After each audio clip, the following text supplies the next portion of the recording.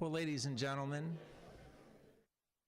I'd certainly like to thank you for taking the time to be here this afternoon. As you're probably guessing, it's just about 1 o'clock. So with that said, we're going to go ahead and get started with the services. Here today for us to help us through for Jane is we're going to have Jay come on up here, which is obviously Jane's son, and he wants to make some comments and share some words with you. All right, so with that said, Jay, we're going to hand it over to you. Thank you.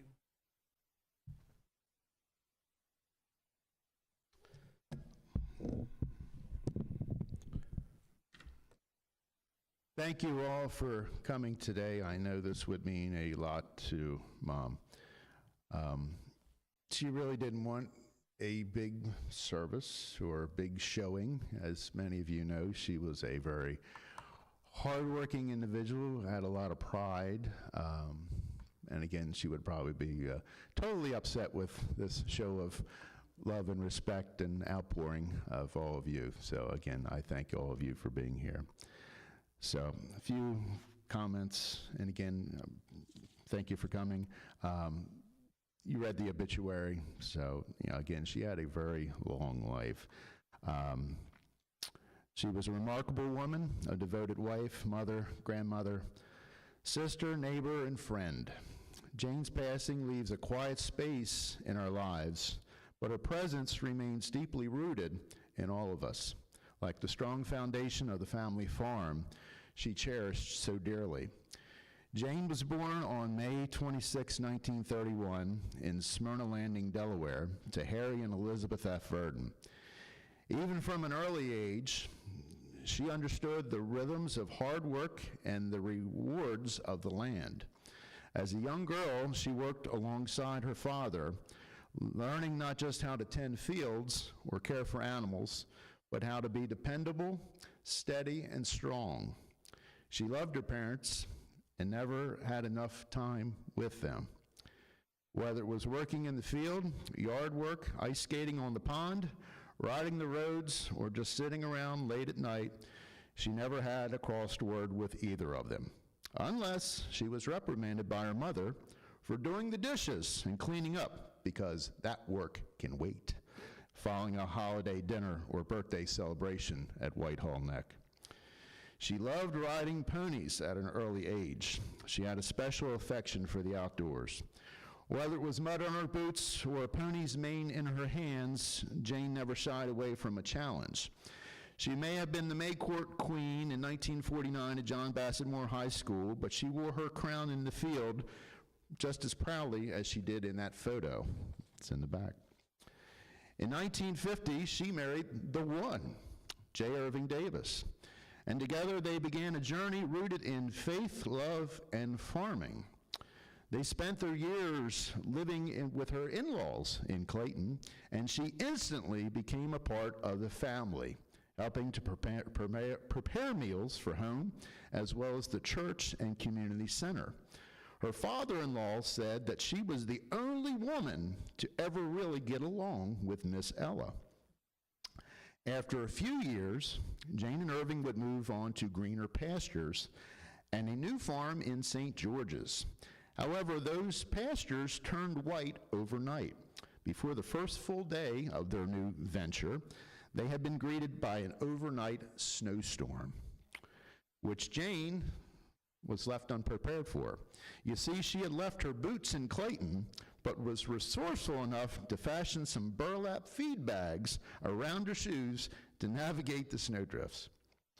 Life was pretty successful in St. George's, but following the passing of one J.M. Davis, they would return to Meadowlawn Farm in 1968, the Davis family homestead, which had been established in 1928. Sadly, Jane will miss seeing the recognition of it as a century farm in just 3 years.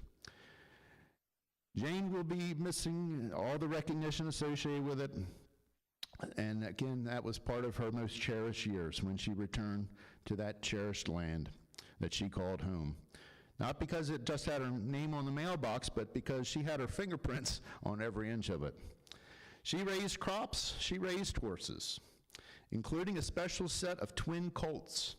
And most importantly, she taught and showed farmhands that work ethic, which everyone here in attendance has seen at one time or another.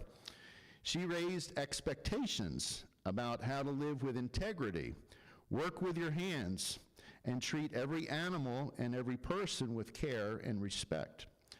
However, in 1973, her world would change forever.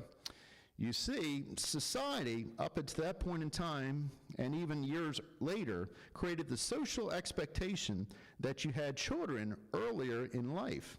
And if you didn't, you were treated differently. A social norm that didn't set well with her.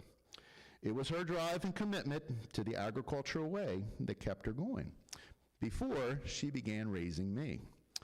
It was only a week or so before I was born that she begrudgingly was told to quit jogging horses by doctor's orders. But it wasn't too long after that she returned back to the stables and the fields. Jane had a lifelong passion for standardbred racehorses, with some notable names that included Nina, Guy D. Ace, Katie Flash, Lady Starking, Bandit, Miss Sissy, and June Eric. She loved the road trips to harness racing tracks all across our area. Dover Downs, Harrington, Ocean City, Freehold, Free State, Rosecroft, the Meadowlands, Liberty Bell, and her favorite, Brandywine. There was something thrilling to her about a horse behind the gate, and something so peaceful about the long drives back home with the trailer in tow, unless Dad was driving and he began to fall asleep behind the wheel. For some of you, you know where I get my nighttime driving skills from. She had many joys outside the barn too, like her treasured 1975 Oldsmobile Cutlass Supreme, which made her hell on wheels. Or the Sunday afternoons and into the evenings spent with her mother, shelling lava beans, doing up sweet corn, planting flowers, carving, baking, or fixing Sunday supper, a tradition that tied generations together. Or working in the greenhouse and planting flowers with care. She loved being outside and would never stray far without a signature hat. A fashion statement that she shared with my mom, Verdon. When it came to yard work, she was a beast, and often the last one to call it a day. Still clipping hedges, pulling weeds, raking grass for the cows, long after others had gone in. And she did it with quiet strength, without ever needing attention or applause. Often out there, well, after the sun had gone down, guided only by the moonlight, her determination, and sometimes a trusty flashlight. And who could forget her sweet tea, enjoyed by farmhands and visitors over the years? Wilford Brimley would have been in trouble. Oh, and how she loved the sky, whether it was spotting a distant airplane, pointing out constellations, or marveling at the way the moon looked. Jane looked up in wonder every chance she got. She never forgot seeing Halley's Comet in 1986, a once-in-a-lifetime moment for a woman who had already lived a once-in-a-lifetime kind of life. Over the years, Jane shared her days with many furry indoor friends. Duchess, Rippy, Skippy, Trixie, Snoopy, Flea, Buck, and her most recent feline companion, Sonny. He had only had 4 paws, but he had all of her heart. And whether it was following her throughout the house or warming her lap, Sonny kept close company and was a part of her daily life. Even as the years passed, Jane never seemed to slow down. She was never afraid to help and care for others, and stayed on top of current events and the financials. She could manage money with the best of them, a lesson learned from her father, who once worked for $1 a day, and her mother, who found investing to be just as valuable as storing crops for the next season. Money management and a good work ethic went hand in hand with the Verdon family. At this point, I'd like to share a reading in Jane's honor, a piece that speaks so clearly to who she was. Many of you have heard this from Paul Harvey in the classic So God Made a Farmer. Today, we share it in a voice that reflects Jane's spirit, a woman who lived every day to the fullest. So God made a farmer, a tribute to Jane's spirit. adapted from Paul Harvey. On the 8th day, God looked down on his planned paradise and said, I need a caretaker. So God made Jane the farmer. God said, I need someone willing to get up before dawn, train horses, clean stalls, work all day outside, mow grass, tend gardens, then go to town and stay up past midnight talking to her mother on the phone, reflecting on the day. So God made Jane the farmer. I need someone with arms strong enough to rustle a cow and yet gentle enough to bottle feed baby animals that lost their mother. Someone to call hogs, tame cantankerous machinery, go without a break, wait until after lunch to call a vet, chat with visitors, then tell the church ladies to be sure to come back real soon. So God made Jane the farmer. God said, I need someone willing to sit up all night with a newborn colt and watch it die. Then dry your eyes and say, maybe next year. I need someone who can feed farmhands, do bookkeeping, harness up a horse, and repair equipment with fence wire, feed sacks, and scraps, who at planting time and harvest season will finish her 40-hour week by Tuesday noon, and then be in pain, but still jump back on a tractor to put in another 72 hours. So God made Jane the farmer. God had to have someone willing to plow the furrows and help rescue Dad at double speed to get the hay in before the rain clouds, and yet stop in midfield and race to get a cow or calf that had gotten out in the distance. So God made Jane the farmer. God said, I need someone strong enough to clear trees and heave bales, yet gentle enough to tame foals and wean pigs and tend ducks and chickens, who will stop her mower, get packed up, fix food, and jump in a truck to head to the racetrack, return home, and not call it a night until everything had been put back into its place, and check every door, gate, switch, and chain before heading to the house. It had to be someone who would plow deep and straight and not cut corners. Someone to seed, weed, feed, breed, and rake, and disc, and plow, and plant, and shovel snow, and heat the milk, and scrub buckets, and finish a hard week's work, then with a 7-mile drive to her parents.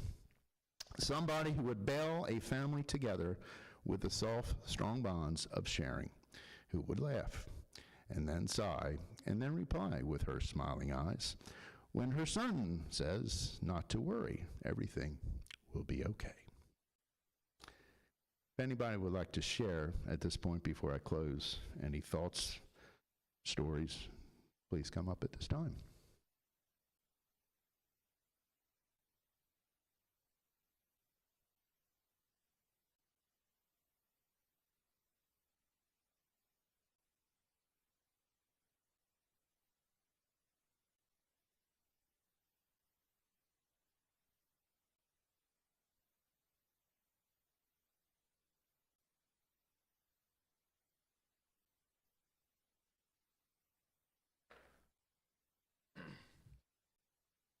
Hello. I didn't prepare anything today because I knew exactly what I was going to say. Mom Davis left me with lots of wisdom that I will carry with me forever. She's the main reason why I have the work ethic that I do. She always told me that everything you do, put your all into it, do your very best, because your name is attached to it, and that will reflect how people think of you forever. So that was one of the biggest things that whenever I'm at a job and I'm thinking, man, this is crap, this is terrible, this is the worst thing I've ever had to do, I just think of those words that she gave me, and I do my very best. So always work hard, never cut a corner. That was the big thing. Another one of her things that she always told me that will always stick with me was save your money, because there's nothing in the world like being financially stable. It's always nice to have it. It's a secure feeling, and I try to live up to that. The third thing that she always used to tell me was it's better to laugh about something than to cry about it.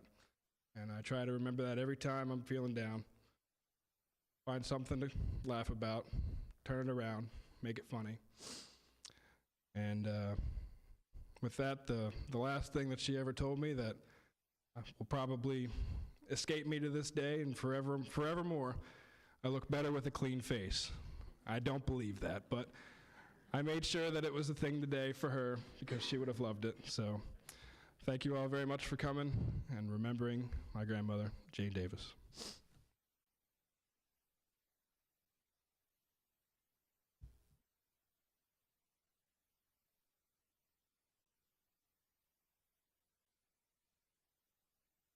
"94 years and no stories?" It's because you all know where the bodies are buried. All right, in closing, I'll leave you with this. Within the past year, Mom's life took a turn, and she ended up in a place that she really didn't want to be. And despite her reluctance, she made an impact on those that cared for her and others around her. She was kind and treated everyone around her like she had known them forever.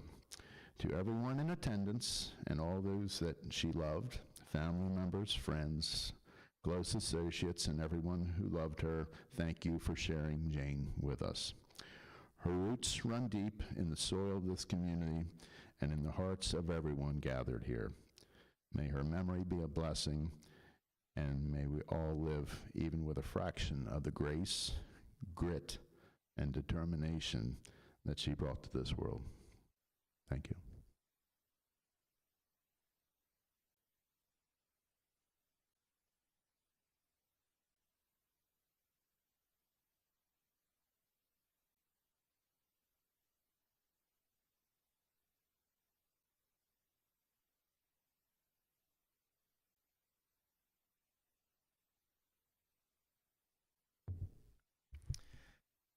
Well, folks, again, thank you. This will conclude the services here at the funeral home.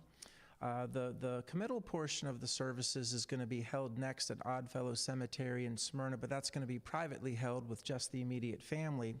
So respectfully at this time, we're just going to have a general dismissal for everyone. And again, we do thank you for your time and for being here for Jay and the family today. Thank you so much.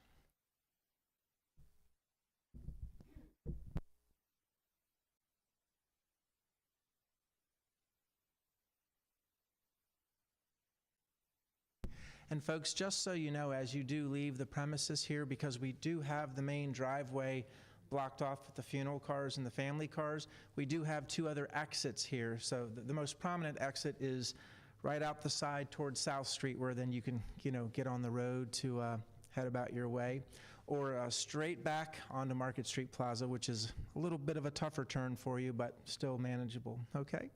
Thank you.